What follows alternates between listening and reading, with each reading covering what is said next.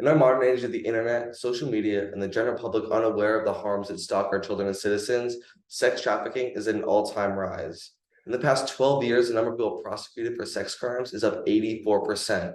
And that is only the people being caught. The victims of these crimes are also rising worldwide. There are many factors that allow this to happen. One of them is social media. Social media allows for a trafficker to traffic someone who is thousands of miles away with a single click.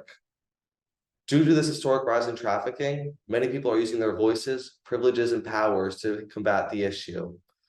Anti-trafficking organizations are popping up and helping the issue at an amazing rate.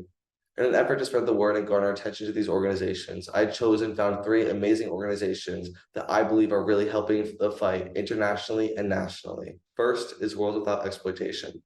World Without Exploitation is an amazing organization that focuses on education and action to prevent this issue. World Without Exploitation has numerous ties to many different organizations.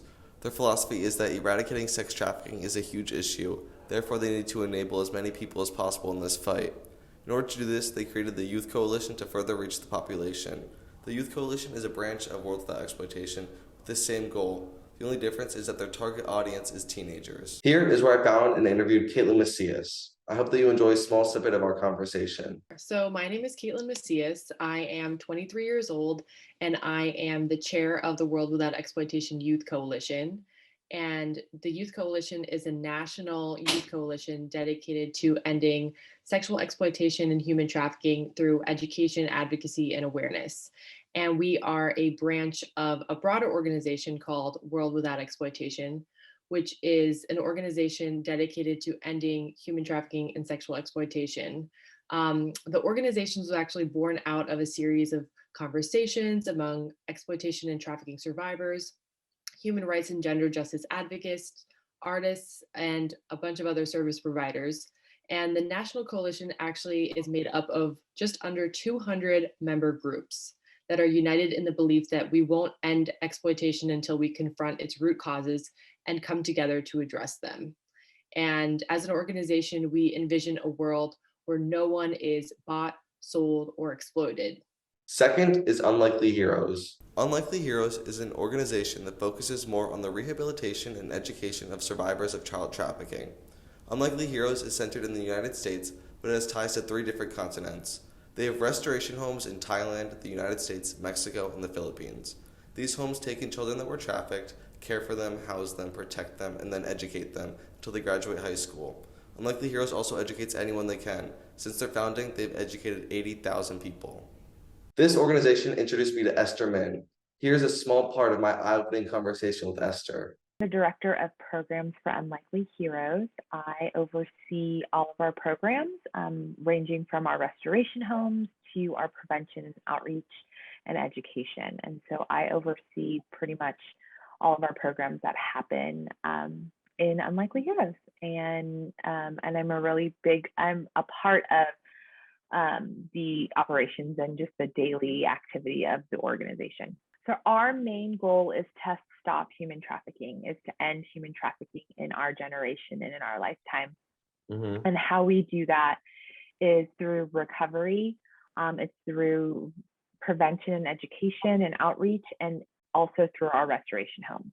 Mm-hmm. And so we have three major programs that Unlikely Heroes runs, and that is our restoration homes. We provide homes for kids who've been trafficked from the ages of, as young as 5 to as old as 18. Mm-hmm. And we also have prevention and education outreach programs that educate young adults, students, community members, first responders. We found that education and prevention go hand in hand. And once you are educated and understand how to spot human trafficking, how to not get yourself involved in situations to be trafficked, the likelihood is a lot less. It decreases. And so we also do outreach in, our teams do outreaches in kind of what we call hot zones, which is cities and areas that are known for high trafficking.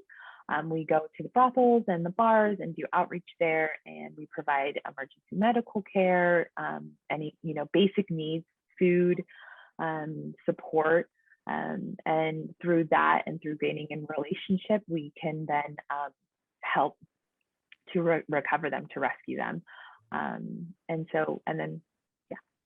Lastly is Cease Arizona. Cease Arizona is a local program that focuses on the education of many different governmental sectors in Arizona. Cease prioritizes educating government employees to prevent trafficking in Arizona and surrounding areas. They work in places like Navajo Nation, Tucson, Phoenix, and many other cities. Cease does this through a curriculum created by their founder and lead chair, Helen Taylor. I luckily got the chance to speak and interview Helen. Here's some of our conversation. And I'm the director of Cease Arizona, which stands for Cities Empowered Against Sexual Exploitation. And that's a program of the Arizona Anti-Trafficking Network. So we actually do a lot of support for service providers and law enforcement in their efforts in recovering victims and doing investigations. Similar, yeah. So with Cease, we have the training aspect, but then also with Cease, we have like a public policy side of it. So we like to encourage policy at the local level in terms of updates to city codes to make sure that they are the best equipped to combat sexual exploitation crimes. So, and that's one of the big things that we're working on right now, is working with cities to make sure that their codes are the best that they can possibly be for enforcement purposes, especially of sex buyers.